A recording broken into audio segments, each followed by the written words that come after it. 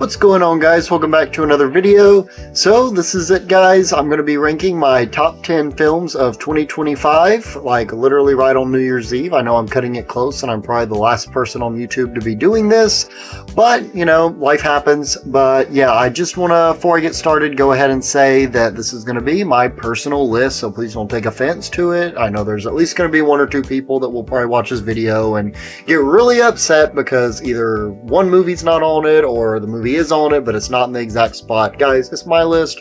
Relax. I will certainly love to have a debate in the comments about my reasoning for putting movies in a certain spot, but if you're going to be hostile about it, you're just going to get ignored, so don't even bother. But yeah, without further ado, one other thing before we get started, I just want to go through some honorable mentions. Got about 5 or 6 of these. They're movies that I really did debate putting in my top 10, but they didn't quite make the cut, but I still think they're worth mentioning. And one of those is going to be the Black Phone 2. I thought this was a solid sequel as somebody who loved the original film. It was a really fun throwback to 70s and 80s slasher films like Nightmare on Elm Street or not Five Nights at Freddy's, Friday the 13th. And even in terms of how it's filmed, it just really feels like a classic horror film from that era, like the 70s, 80s, even like maybe late 60s era film. So just really enjoyable movie. It really deepened the mythology of the grabber as well, which I liked. And then next up we have Ballerina. I thought this was a really fun sequel. It fit perfectly into the John Wick universe. It had some exhilarating action set pieces, had the neon soaked club fights that I love in pretty much each and every one of these films. And it also shows how to do female or just next gen characters in general right without undermining the legacy heroes. And then, you know, next, and again, these are in no particular order. I should have mentioned that earlier, so I'm just rambling off my honorable mentions in no order. So, you know, I'm not necessarily saying this next coming up movie is higher or lower than the ones I just mentioned, but I'm going to have Lilo and Stitch. This was surprisingly one of my actually biggest surprises of the year in terms of how much I liked it. If anyone knows me, you guys know I'm vehemently against Disney remakes, especially really just remakes in general, especially of very well known and beloved films. I'm just not a fan of them on the core principle of why remake something to be like, we can just do it better than the people before. So it just seems almost cynical. That said, Lilo and Stitch, despite my vehement hatred of remakes, is actually does quite a lot of justice to that original, I believe it's 2002 film. It really embraces the vibrancy, the colors of that film. It doesn't go into the drab, bleak, boring colors that a lot of these Disney remakes like Lilo and Stitch tend to do, or not Snow White, not Lilo and Stitch. But yeah, and it really was just very heart-tugging and managed to be different enough to make it stand out without compromising the original's purpose of existing. So yeah, by far, easily Disney's best remake. And then next to last over here, I got Wicked for Good. I slightly prefer the first Wicked, or I guess you could say the first half of Wicked, to this, but I did enjoy how everything really seemed to get wrapped up in a very satisfying manner, and it really ties into the Wizard of Oz very nicely. And last but not least on here is going to be Tron Ares. This was a highly entertaining, albeit very flawed film. It was a lot of fun, and honestly, if I'm just going off of the theatrical experience alone, I saw this in IMAX 3D, and probably in that aspect, it's a top 3 movie experience of the year. I also understand I might be a little biased because Tron Legacy is one of the reasons I'm sitting here talking about movies. It really shaped me as a kid. But yeah, that's it for my honorable mentions. So without further ado, let's get into my number 10 on this list. And I'm sure a majority, if not all of you, have probably not heard of this film. It came out about a month or so ago. Fackham Hall. That's F-A-C-K-H-A-M Hall, so please don't ban me, YouTube. But yeah, I just can't remember the last time that I laughed this consistently at a movie. Honestly, I think it's probably the year's most underrated film because no one has talked about this. I feel like nobody outside of me and the 2 or 3 friends I went and saw this with have even heard about it or seen it. And honestly, it might be my favorite pure comedy of the 2020s. It really proves that comedy as a whole is back and is unafraid to get a little offensive or even a little edgy and just push that boundary ever so slightly. Also, there's a cool little mystery aspect that honestly makes it a really good mystery film in its own right. So yeah, going on to number 10, this is going to be One Battle After Another. I know, guys, I know a lot of people would put this at their top 3 or maybe even their number 1 film of the year. And I guess now's a good time as any to say, first time I watched this movie, actually really hated it. I didn't like the pretty divisive political undertones and just the way that the story almost seemed to condone violence to a certain degree. It just left a bad taste in my mouth. But they did release the film in theaters a couple weeks ago, and I had a chance to go rewatch it a second time, and I'm glad I did, because I ended up actually kind of loving it on second viewing. I still honestly would have preferred, I still prefer, obviously, a few more films on this list to sweep the Oscars that I'll get to in a second, especially my number one pick. The first act also does take a little while to get going, and that was a problem that I had on first viewing as well. And again, some of the political undertones do feel a bit icky in light of today's climate and things that have gone on in this world. But all that to say, it's still an engaging chase thriller kind of action movie with quite possibly one of my favorite Leonardo DiCaprio performances, like honestly, right up there maybe with his performance as Jordan Belfort in The Wolf of Wall Street. And honestly, probably one of the coolest car chase scenes in terms of just the way that it's shot that I've ever seen in a movie. It legit feels like you're on a roller coaster ride from start to finish. And going kind of last but not least, this has probably my favorite villain of 2025 films, like in general. Like, this is it. Sean Penn's disgustingly evil. I believe it was like Colonel Lockjaw, just a very sick, twisted individual. And Sean Penn just does a really great job, just even with facial expressions. Like, he doesn't even have to say a word, and you're already terrified of him. And yeah, just, great cinematography, love the dark humor that was sprinkled in. And again, just from a filmmaking standpoint, it's very admirable, albeit I just wish they had something more nuanced to say about the political climate. But yeah, that's my number 9 pick. So going on to number 8, and I'm sure I'm going to get roasted by film critics and cinephiles over this one, but I'm going to put Superman above One Battle After Another. Come at me, guys. Sorry to break it to you, but it's my list and I'm not changing it. This is, so I know you guys are going to hate me for this, and I'm not necessarily saying in terms of a technical filmmaking standpoint, I think Superman is a better film than One Battle, but it is one that I would rewatch far more often.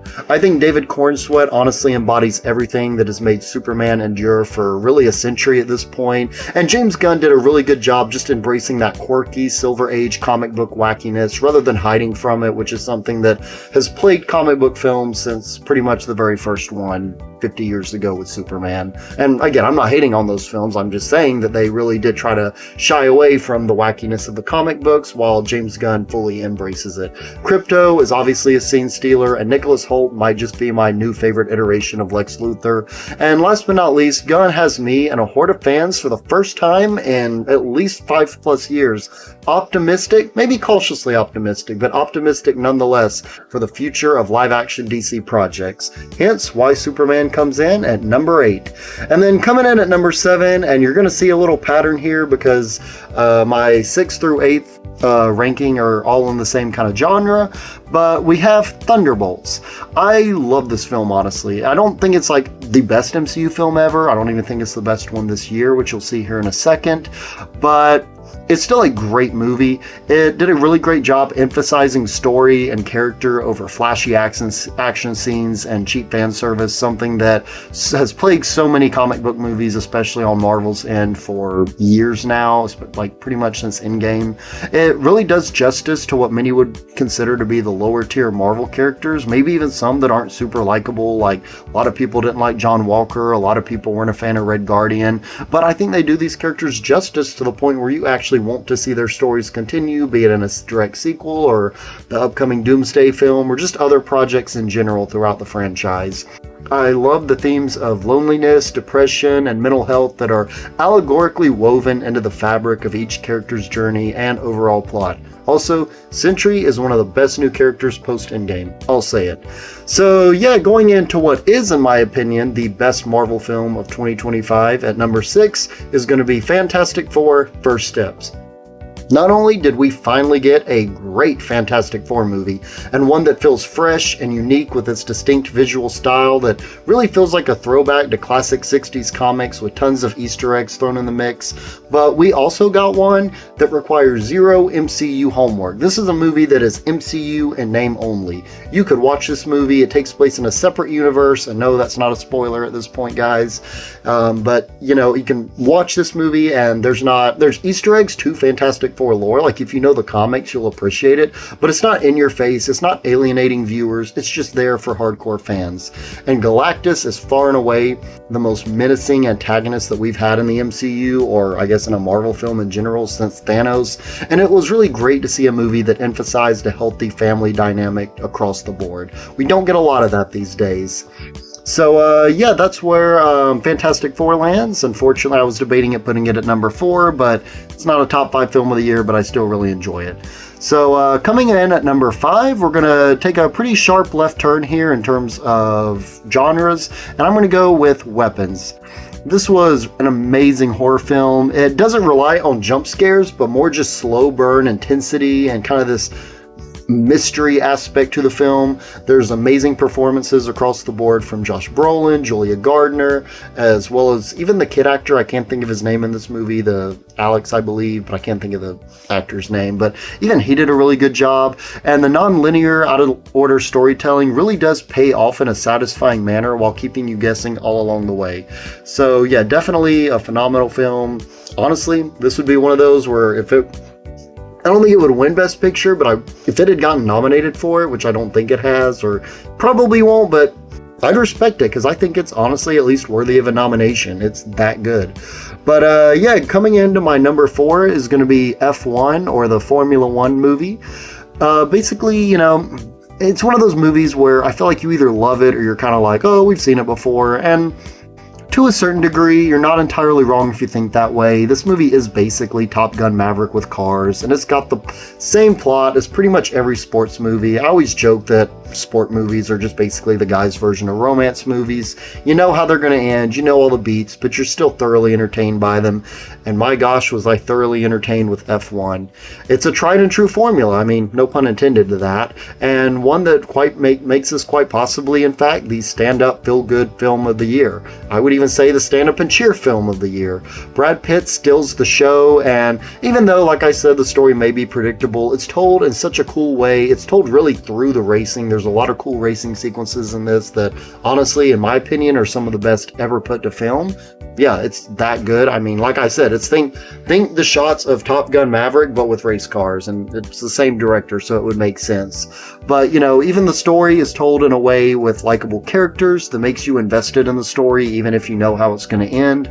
And like I said already, you know, the racing scenes are just phenomenal, and the soundtrack as well. There's a lot of curated, you know, pop culture songs, both old and new, and some that one or two, like Lose My Mind, that I think may have been made specifically for this film. Just overall, just a really well put together sports film. We don't get a lot of movies like this, so it was just really great to see, and I love it. I actually got the movie on 4K for Christmas. Definitely going to give it a second viewing, but yeah, it comes in at number 4. And then coming in at number 3 is going to be The Running Man with Glenn Powell. Now, I do know that there's like I believe it was a 1987 Running Man adaptation with Arnold Schwarzenegger. Have not seen this film, so I'm going solely off of the 2025 film alone, no knowledge of the novel or other movie or anything. And I loved it, guys. I know it's a little divisive from people that have seen it, but I thought this was phenomenal. Like, Glenn Powell, he proves he could be the leading man. I'm not willing to say he's one of the best up-and-coming actors of this decade or whatever, but he has potential to get there in the next couple years. The movie itself really feels like Hunger Games meets Squid Game, and it's kind of that play to survive storyline that I just love in certain, you know, shows and movies.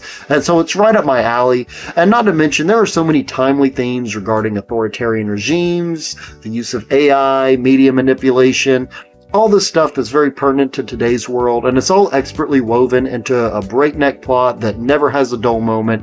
I will say the final act, while still really good, it is slightly lesser in quality than the first 2 acts. There's definitely 1 or 2 leaps of logic also, ironically enough, in that 3rd act that keeps this from becoming really a near perfect film. So yeah, moving into my top 2, I'm gonna have, and this was really tough. In fact, the top 3 films of the year I thought were really tough to put, but this is kind of my rough ranking, and I think I'm gonna stick with it. So coming in at number 2 is gonna be The Long Walk, another Stephen King novel adaptation. Again, never read the novel. I've never read any Stephen King novel for context, but I've seen a lot of his movies. And The Long Walk was just, I mean, it was a masterpiece. It was a full-on masterpiece, a near-perfect film. I was riveted from start to finish. It was emotionally gut-wrenching and poignant. It's definitely not the happiest feeling movie, which I think at the end of the day is what kept it from being number one. I think I would rewatch my number one pick more than I'd rewatch The Long Walk. But it's still relevant. It's still very thought-provoking. It's honestly a work of art, and I think Mark Hamill gives one of his greatest and most terrifying performances of his entire career. So yeah, that is pretty much all of my top 10, and now going into the number one, and this is the cream of the crop. This is the one that when I saw it, it came out, I believe, like March of this year, so if you're kind of into, if you're keeping up with me here, you may already have guessed this one, but I'm going to go with Sinners. This movie took Ryan Coogler, who I thought was a great franchise director. I mean, I love his Black Panther films. I enjoyed I believe he only directed the first Creed movie. So I've really enjoyed everything this man has done to a large degree. But with Sinners, this took what was just a great franchise director and proved he could be a great director, period. I mean, this man, there's not a lot of directors that would have me running out to a theater to watch their newest thing, regardless of if I was actually interested or not. I mean, Quentin Tarantino, Christopher Nolan, and not too many others. Denis Villeneuve, maybe. But honestly, Ryan Coogler could very well be that person after this movie. It's a very smartly written horror movie. You don't even realize it's a horror movie at first, and it's one that for like the first half of the movie, you're just as invested in seeing these two brothers that are played phenomenally by Michael B. Jordan, and their journey of kind of opening up this kind of bar, kind of hangout area in their community, and you're just as invested as that as you are when the vampires show up. And there's just a lot of really cool deep themes. I've seen the film twice. I actually watched it for a second time on Blu-ray a couple weeks ago, and I feel like Ryan Coogler is trying to say something pretty impactful, and I've heard some people theorize about it. So if you guys know what the themes of this movie is, definitely let me know in the comments. But yeah, I mean, it's just overall very well crafted, very smartly written, like I said earlier. The performances are great. The way that the tension just ratchets up, and it's a commentary on music. And kind of one of the themes that I kind of get out of this is that, music affects you, and I am a person of faith. I do believe in a higher power, so I kind of almost interpret this movie to be like, could demons get into certain music? I mean, I'm not like, a crazy person about it, but I do wonder if that's maybe at least kind of to a certain degree what Ryan Coogler's getting at in terms of the influence of maybe evil or demons in the music that we listen to. But yeah, just overall, I mean, just almost a 10 out of 10 movie. I mean, no movie's going to be perfect, but this one is pretty much as close to perfect as any film I've seen this year. So it comes in at number one. But yeah, that pretty much does it for my top 10 ranking. I would love to hear you guys down below. Just shout out your rankings. Tell me how wrong I am, but do it in a respectful way. And, like I said, I'm not going to respond to somebody just being a butthole and, just trolling. I'm not going to respond to that. But if you want to be civil and you want to have a fun, lively debate about how wrong I am about my list, or maybe movies that you saw that maybe I didn't see that you'd put in the top 10 that you'd recommend. But yeah, just whatever it is, let me know in the comments down below, guys. And as always, please be sure to like, comment, subscribe, and share this video, and I will catch you all later. Thank you so much for taking the time out of your day to watch this video. If you liked what you've seen here and you want to see more, please feel free to like, subscribe, share, and check out my other videos in the link in the description down below, and I will see you all later.